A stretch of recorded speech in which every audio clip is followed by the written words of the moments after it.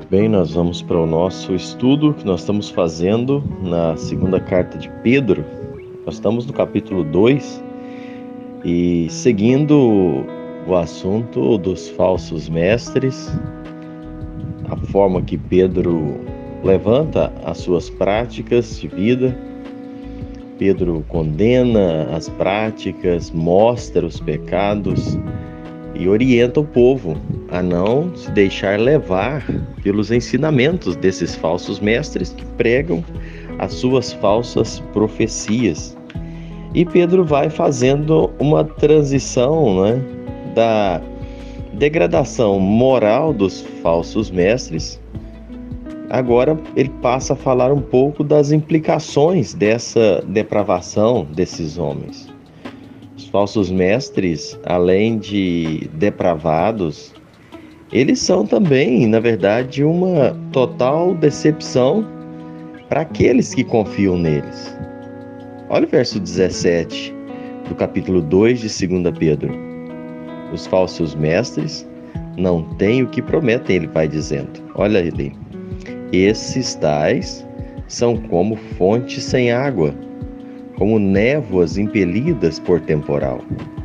Para eles está reservada a negridão das trevas.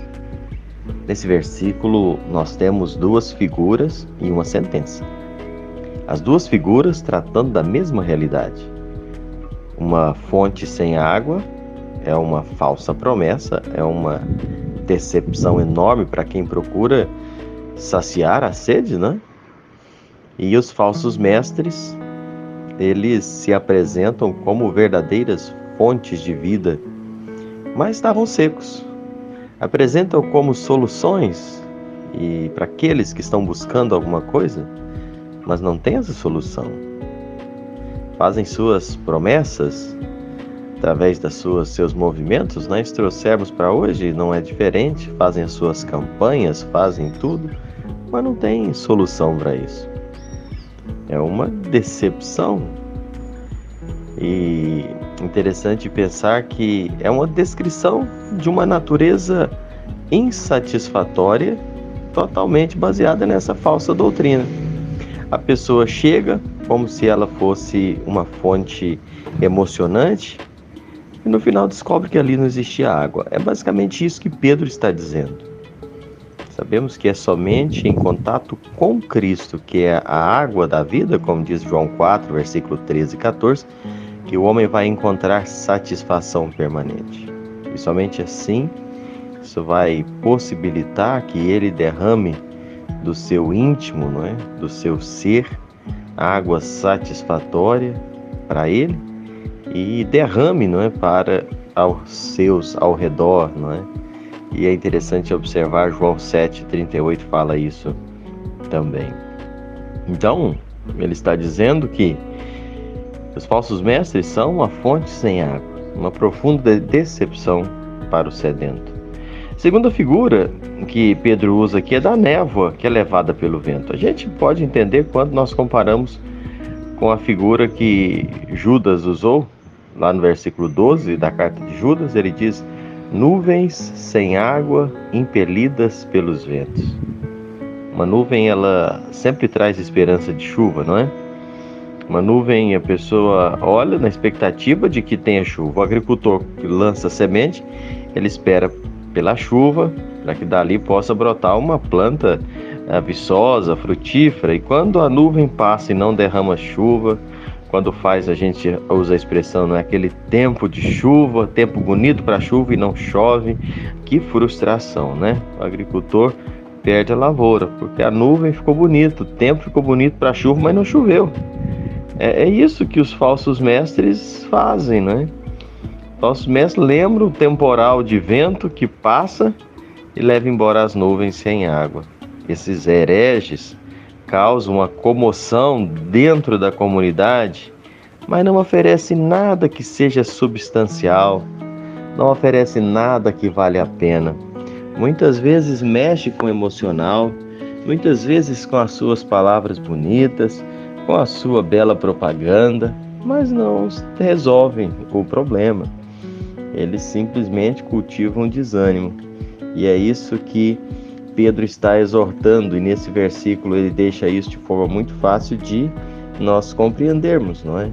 Os falsos mestres prometem o que não podem cumprir, porque conduzem os seus seguidores nesse caminho de trevas. Eles mesmos são sentenciados por Deus a essa negridão das trevas, e nós já falamos aqui anteriormente. Trevas é o que esses falsos mestres muitas vezes estão espalhados, porque já estão caminhando e condenados para isso, e querem levar outros às trevas com eles também. É algo extremamente sério e que vale a pena a nossa reflexão. Se você seguir o versículo 18, os falsos mestres, eles são também enganadores e enganam e afastam as pessoas de Deus. Olha aí, verso 18, a primeira parte. Porquanto, proferindo palavras jactanciosas de vaidade. Os falsos mestres, eles são totalmente, mas totalmente desprovidos de humildade.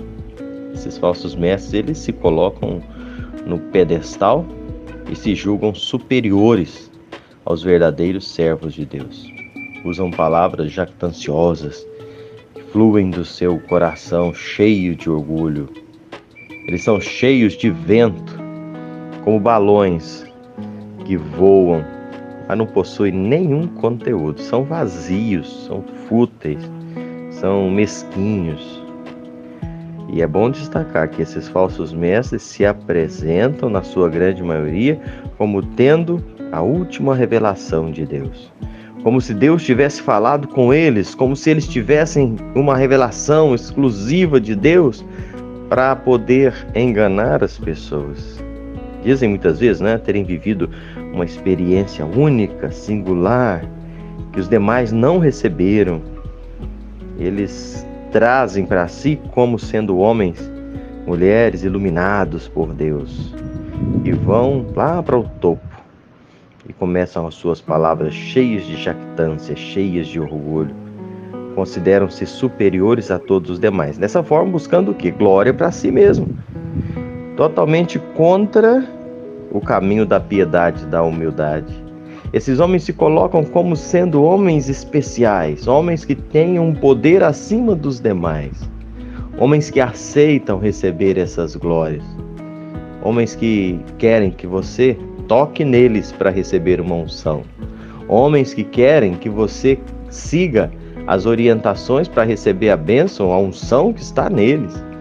E como é triste ver pessoas que vão se deixando levar por esses homens, pessoas que correm, que gastam para poder tocar num homem desse, para pegar uma toalhinha com um homem desse, para poder botar a mão na cabeça, não é? Para poder receber algo que carregue o nome de ungido, algo que carregue o nome de uma palavra nova. Irmãos, isso não é novo. Isso que a gente vê aqui já era exortado por Pedro naquela época. Homens que se julgam acima dos demais, que olham para os demais como se os outros todos fossem inferiores a eles. Eu fico vendo, irmãos, e eu não sei como que as pessoas não percebem isso de forma tão clara. Meus amados, o princípio do servo do Senhor é a piedade, é a humildade.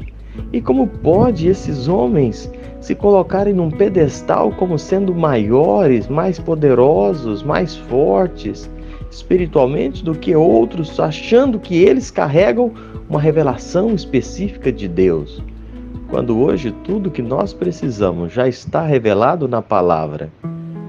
Nós precisamos acautelar para não cair, para não sermos levados na conversa desses falsos mestres que só querem enganar e afastar as pessoas de Deus. A parte B do versículo 18 diz: engodam com as paixões carnais por suas libertinagens aqueles que estavam prestes a fugir dos que andam no erro. Esses falsos mestres são agentes do erro. Eles alimentam-se da mentira e vomitam as suas falsidades. São pessoas que vivem dessa forma, numa falsa teologia, levando as pessoas a se afastarem de Deus. São verdadeiros lobos que buscam devorar as ovelhas? E sabe, meu amado irmão, minha irmã, nós precisamos estar muito atentos assim. Os falsos mestres muitas vezes querem aqueles recém-convertidos. Os falsos mestres querem aqueles que não tiveram tempo suficiente para crescer na graça, no entendimento da fé cristã, que não têm força para suportar o assédio desses apóstatas.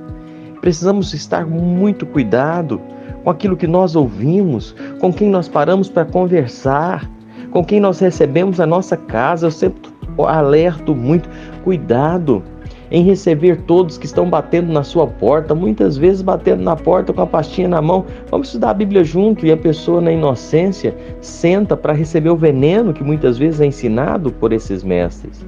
Muitos que sentam na frente da TV e vão assistir essas mensagens com homens que se julgam possuidores de poder, de sabedoria, e levam, enveredam, lançam veneno na mente e no coração de muitos. Pessoas que estão sendo levadas, e nós somos exortados aqui por essa carta que Pedro escreve a tomar cuidado com esses, a não nos deixar levar por esses ensinamentos que só querem destruir.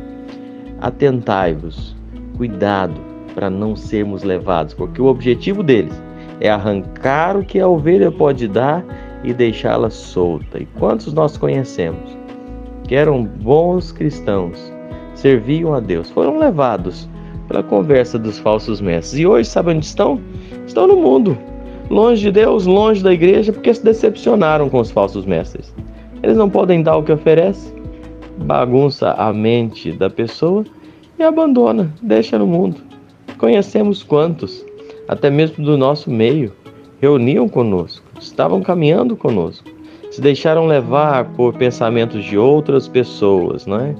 Homens por aí, ensinando, falando coisas, prometendo coisas. E sabe onde estão hoje? Estão no mundo, longe de Deus, longe da igreja, porque se frustraram, se decepcionaram com esses falsos mestres. Que Deus nos abençoe, nos ajude a não nos deixar levar por esses falsos mestres.